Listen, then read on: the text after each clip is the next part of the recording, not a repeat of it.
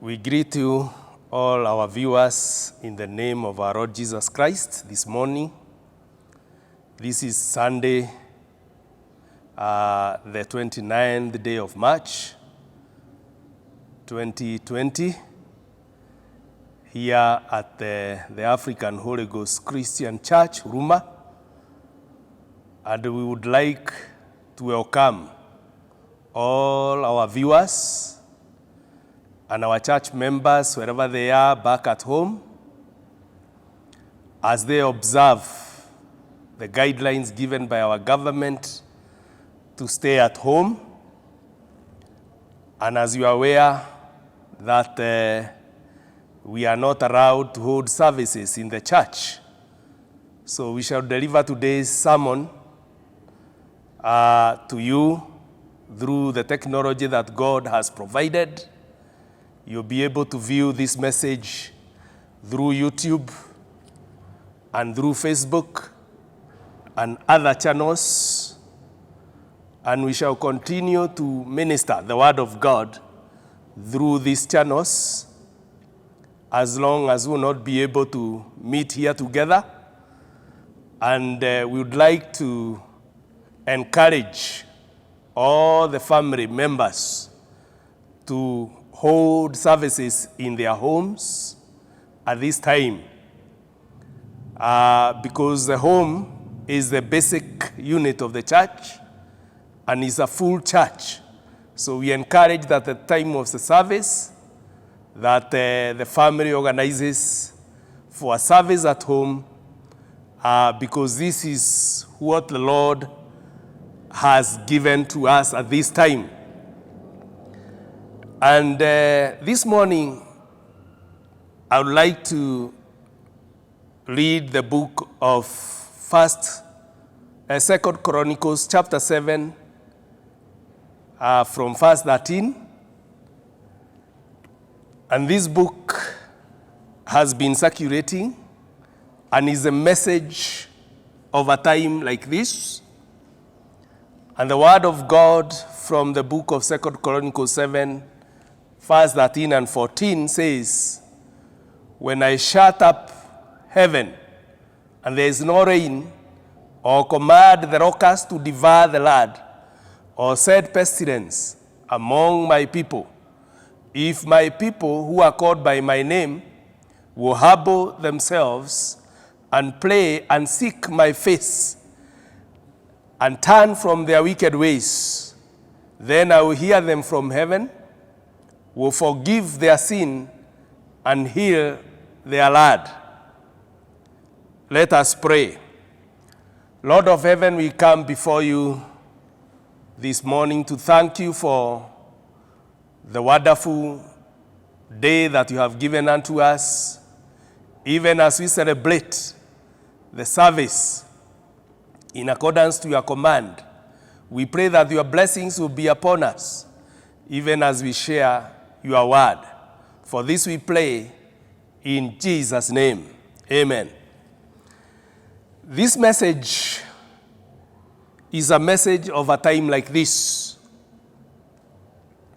because as we can see, particularly for our country and our neighbors, this word applies very well to us. Because the Bible says when God shuts the heaven such that there is no rain, all command the locusts to devour the land. We have seen the locusts devouring our land. Or said pestilence among my people. We have seen a pestilence, the coronavirus around with us. And that's why we are not able to gather here in the sanctuary today. And the Bible says, if I'll ever do that, whenever I do that, because the Lord does that once in a while when people fail to obey him or live in ways that are not honorable to him, then he says, there is a way of escape. If my people who are called by my name will humble themselves and pray and seek my face and turn from their wicked ways, then I will hear them from heaven, forgive their sin, and heal their land. Now, I would like us to see, because God's anger has come upon us as a nation. And we cannot put this under the carpet. We have to speak the plain truth. These times that we are living in as a result of our wicked ways. Because the Lord says, if we turn from our wicked ways, then I'll hear them from heaven. Which means we have walked in wicked ways as a nation, as a world, as a church. We have walked in wicked ways. And the book of Timothy, 2 Timothy chapter 3 from verse 1 to 5, we are told the wicked ways that we have moved in. I would like us to look into ourselves and examine ourselves and our ways and see the ways we have walked and wronged our God. And the Bible says, but know this, that in the last days, know this. So it's good that we know this as a nation, as a church, as a country, as a world, that in the last days that we are living in, that there will be perilous times will come. And now we are in perilous times. Perilous times are difficult times, troublesome times, times of calamities like what is happening now. This is a perilous times that we are living in now, at this moment. And the Bible says that perilous times will come, times. So there will be some times that we'll be living in perilous times. Why? The Bible says, for men will be lovers of themselves. Men who love themselves. Men who are very greedy. They are only looking upon their own interests. And that's the world we are living in. That's how our country is. Our people, they move in corrupt ways because they love themselves. They want to enrich themselves. The Bible says that lovers of themselves and lovers of money. The corrupt ways that we have moved in is because we love ourselves, lovers of ourselves, and lovers of money than lovers of God. We want to do things that are not right. God is not happy with that. These are the times we are living in. Then the Bible says, boasters, proud, people who are boasters and proud. And these are the times we are living in. People who think that they hold everything, that they have mighty things upon themselves. They boast of their wealth. They boast of their riches. They forget that it is God who helps them to produce the wealth. These are proud people. The Bible says blasphemous, people who are blasphemous. They do not believe in God. We have heard from some of our political wings saying that even if God comes, this will not happen. That is being blasphemous. People who are disobedient to their parents. The laws we are passing nowadays, it's not the times that people used to have authority over their children. People are disobedient to their parents. Unthankful. People who are not grateful. People who do not acknowledge the goodness of God. They are not thankful to God for what He provides to them. The Bible says unholy. These are people who we are living in these times of unholy people. We have seen unholy things being done even at the altar. We have gayism. People, men and women, men marrying men, women marrying men, even at the altar. God is not happy with this. Unloving. People who are unloving. We have seen people who neglect their family. Unloving. People who do not love their wives. Wives who do not love their husbands. Fathers who do not love their children. They neglect them. God is not happy with such. People who are unloving. They do not have that marital love that God requires of us as his people. Unforgiving.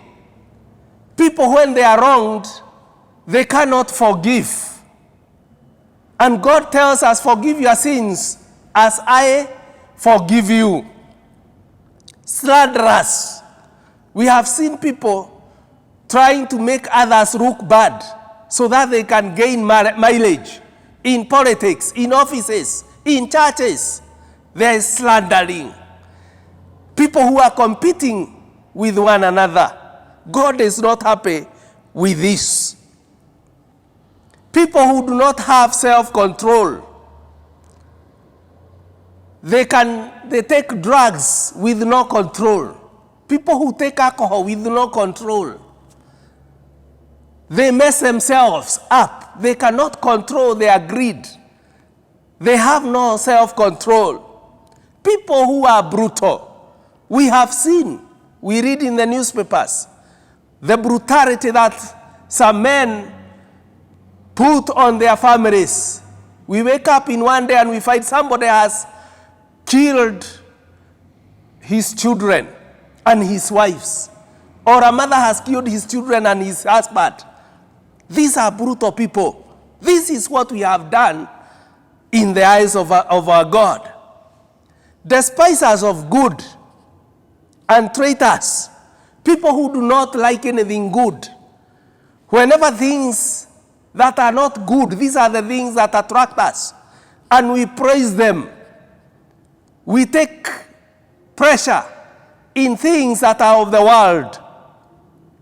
Traitors, headstrong, haughty, lovers of pleasure rather than lovers of God. This is the perilous times we are living in. God is not happy. These are the wicked ways that we have moved in. People who worship idols. They look after witchcraft. That's where their strength is. God is not happy with our country. People who move to traditions. They forget their God and they start praying in a traditional way that God has not taught us in his word. We start offering goats and sheep, things that God gave his only begotten Son to die as a lamb without blemish, the Lamb of God. We despise the Lamb of God. These are wicked ways that we have walked in. The Bible says, having a form of godliness, but denying its power. Everybody, every occasion you go, everybody when he stands up in this country, he will say, praise God. So they have a form of godliness. In Sundays, we are in churches. But from Monday, then we live not within the biblical ways. We want to look Christian, but we deny the power of God. Having a form of godliness, but denying its power.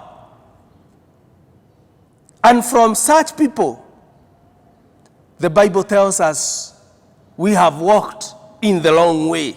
These are the wicked ways that my fellow viewers we have walked in as a church, as a nation, as a world, as a planet. And that's why God is punishing us for these sins. But now there is great hope. The God of heaven, who lives forever, he tells us when he brings such times, such perilous times as we are now living in, where corona is catching everybody, the rich, the poor, the kings, the rulers and the ruled, all the same. God has placed them over the same. It is affecting all of us as a universe. But God has given us a way out. The Bible says that when he does that, if my people that are called by my name shall humble themselves. So we have to humble ourselves before God. We have to humble ourselves before him and pray to him and seek his face. So there are several things we are told to do. Humble ourselves. Let us not think of ourselves highly more than we should. Then we should pray and seek his face and turn from our wicked ways. Not only praying, not only seeking him, but the key thing is to turn away from our wicked ways. Then God promises a great promise that he will hear us from heaven. He will also forgive us our sins. In the book of Isaiah 1:18, the Bible says, "Come now and let us reason together, says the Lord. Though your sins are like scarlet, they shall be as white as snow. Though they are red like crimson, they shall be as wool. If you are willing and obedient, you shall eat the good of the land. But if you refuse and rebel, you shall be devoured by the sword, for the mouth of the Lord has spoken." This is what the Lord is telling us this day, this Sunday, that if we are willing and obedient to remove this calamity, it takes the hand of God and our actions. But if we rebel, we will be devoured by the sword. For the mouth of the Lord has spoken. This is what the Lord tells us at this time. That if we are obedient, we are willing and obedient to turn away from our wicked ways, change our ways, love one another, love our God, turn from our wicked ways that we have gone through and repent our sins. God has promised us, and his mouth has spoken. The book of Isaiah 55, 6 to 7.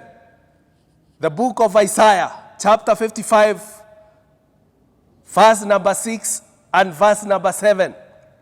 The word of the Lord says, "Seek the Lord while he may be found. Call upon him while he is near.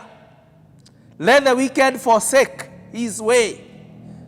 The wicked should forsake his way. The Lord is urging us to forsake our wicked ways. And the righteous man, his thoughts, let him return to the Lord, and he will have mercy on him, and to our God, for he will abundantly pardon. This is a promise that is given by God.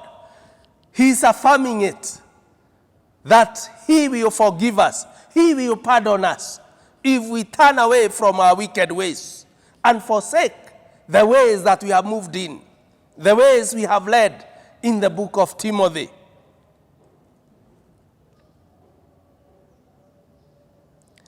And the book of Romans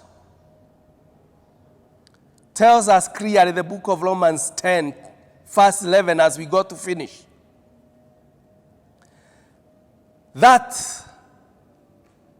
whosoever believes on him shall not be ashamed. For there is no difference between the Jew and the Greek. There's no difference between the Jew and the Greek, for the same Lord over all is rich unto all that call upon him. For whosoever shall call upon the name of the Lord shall be saved. How then shall they call on him in whom they have not believed? And how shall they believe in him of whom they have not heard? And how shall they hear without a preacher? We are told there is no difference between a Jew and a Greek.